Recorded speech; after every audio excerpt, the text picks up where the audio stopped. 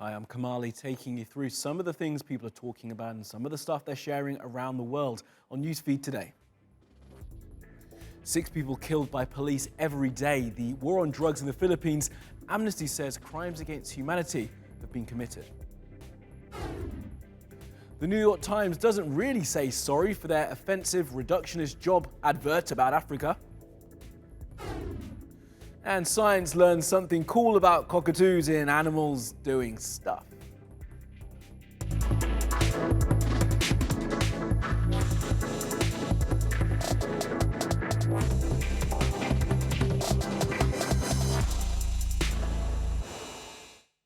And at the top of our newsfeed, the war on drugs in the Philippines. Amnesty International has released a shocking report that lays out the extent of the extrajudicial killing carried out by police and their proxies there. The police's own figures put the number at 6 people killed a day in the 3 years since Rodrigo Duterte came to power. That means just over 6,500 deaths. Now, Amnesty say the real number could be double or even triple of that. I used to do it personally. That's the president of the Philippines, Rodrigo Duterte, saying he used to kill people while he was the mayor of Davos. Just to show to the guys that if I can do it, why can't you? It's not surprising then, with a man like that running the country, that Amnesty International says police in the Philippines are operating a large-scale murdering enterprise in their war on drugs. They call it EJKs, short for extrajudicial killings. During the first few years of this administration, the killings were fairly well documented, but now they are most often unreported. The result of which is it has normalized EJKs. It has normalized the abuse of police and rule of law, and it has normalized the situation where it is the poor who are always the victims of the war on drugs.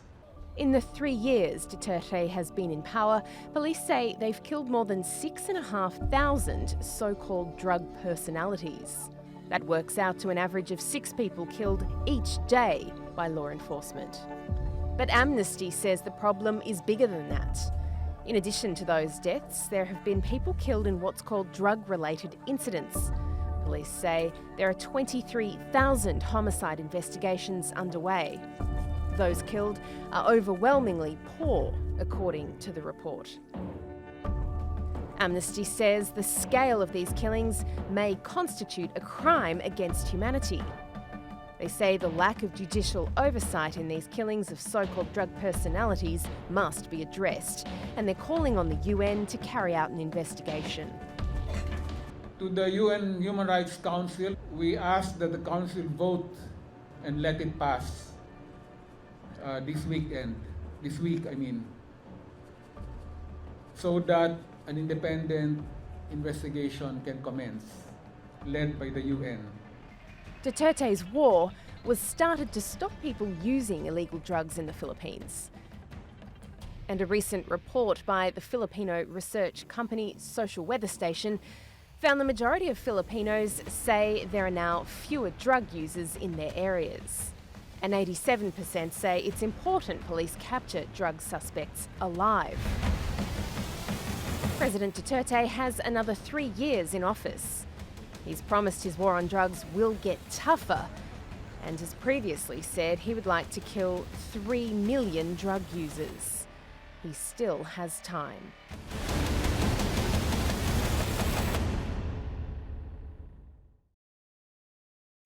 And the US Secretary of State Mike Pompeo is looking at human rights in America. He's announced a plan to get together a bunch of academics to form a human rights commission. But some people on the liberal side of politics in the US worry the commission will be used to roll back rights given to pregnant women, the gay community and minority groups. Here's what Pompeo had to say. Today, the language of human rights has become the common vernacular for discussions of human freedom and dignity all around the world. And these are truly great achievements.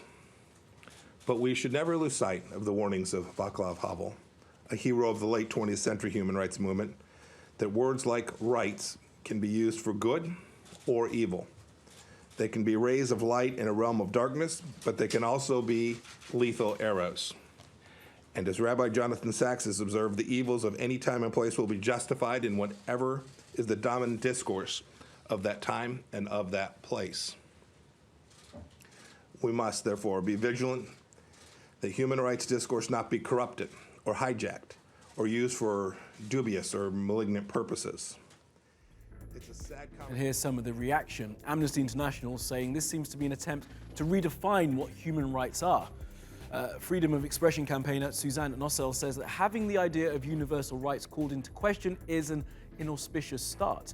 And Jamil Dakwa from the American Civil Liberties Union says this commission will be welcomed by social conservatives who fought against LGBTQ rights, women's rights, affirmative action, and economic justice.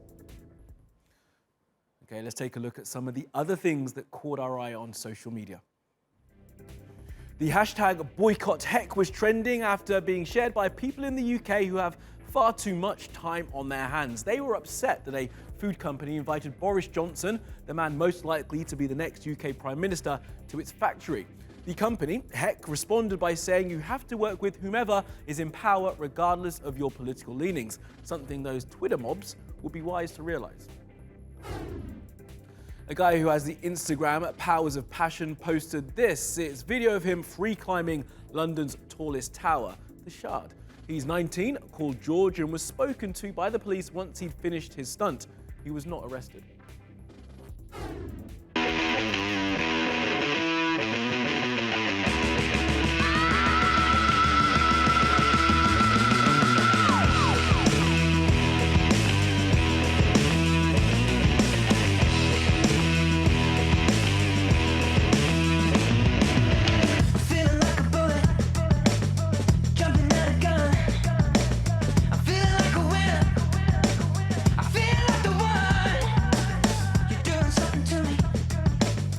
And this is the video for the new song by Ed Sheeran. It has models and actors in place of Ed Sheeran, which I'm sure you'll agree are far better to look at than the 28-year-old from Halifax. Oh, well, the song is called Blow, by the way.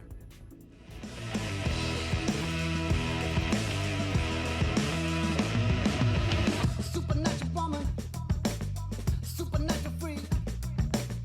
Don't know what you're doing. And next up, the New York Times and that job advert.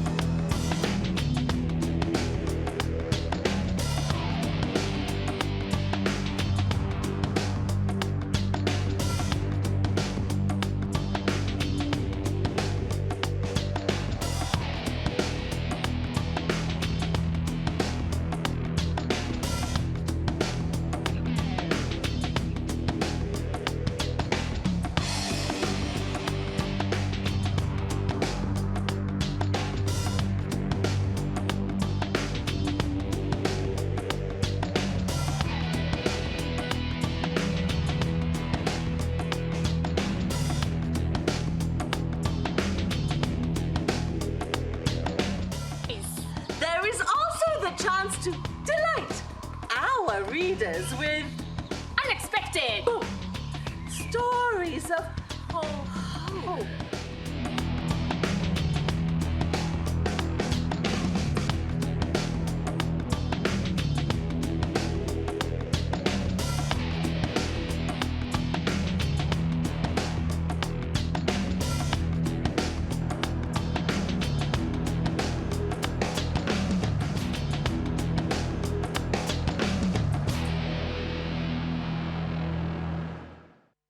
And now the Times has addressed it. I say addressed it because it's not apologised for the depiction of Africa.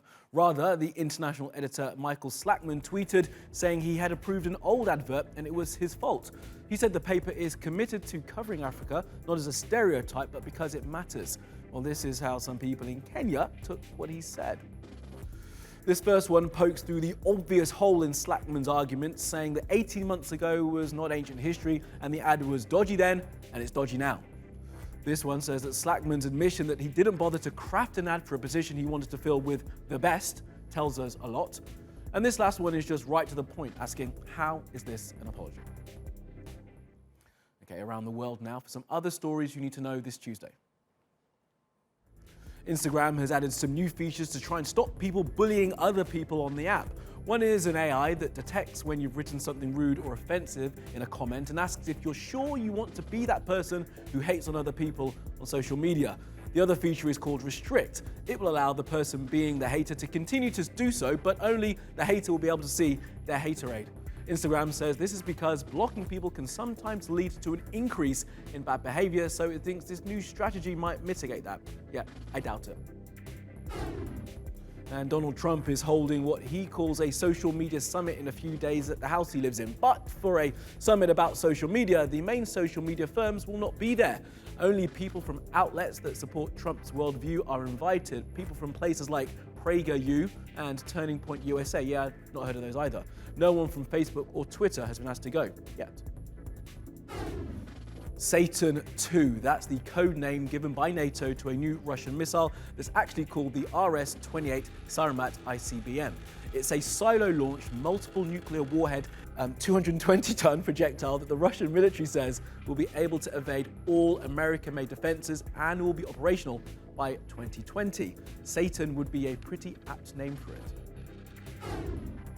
Abu Dhabi has switched on the world's largest single solar site. It can provide power to 90,000 people and will reduce the Emirates' carbon output by 1 million metric tons. That's apparently equivalent to removing 200,000 cars from the city's roads.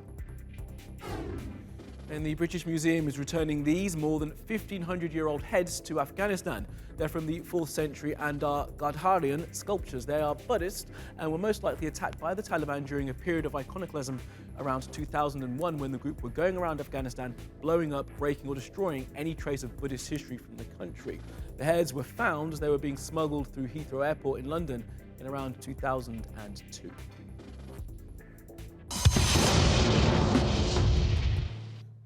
And next to London, where Sir David Attenborough has warned politicians they cannot be radical enough when it comes to dealing with the climate crisis. The natural history expert was answering questions on climate change and other issues in front of a UK parliamentary committee. He says something can be done, but it's time to act, and it's time right now.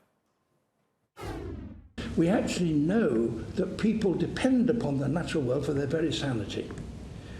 And that in moments of crisis in their lives, the natural world is the one place and the one climate in which they can get solace. The natural world is profoundly important to us all.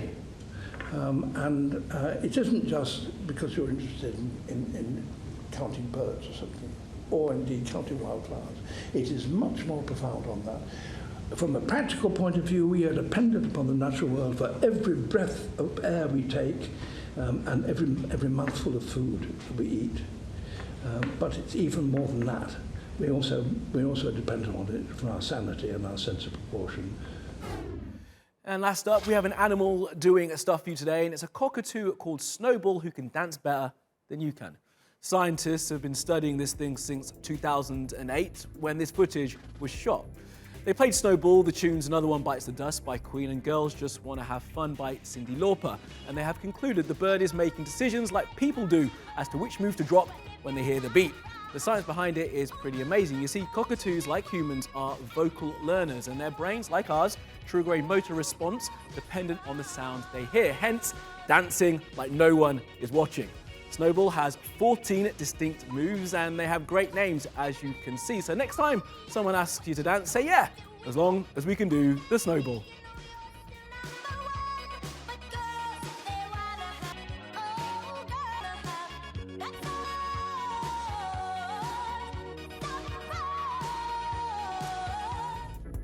Do you from the Newsfeed team. Reach out to me with your questions, comments, complaints and suggestions. You'll find me at Kamali Melbourne.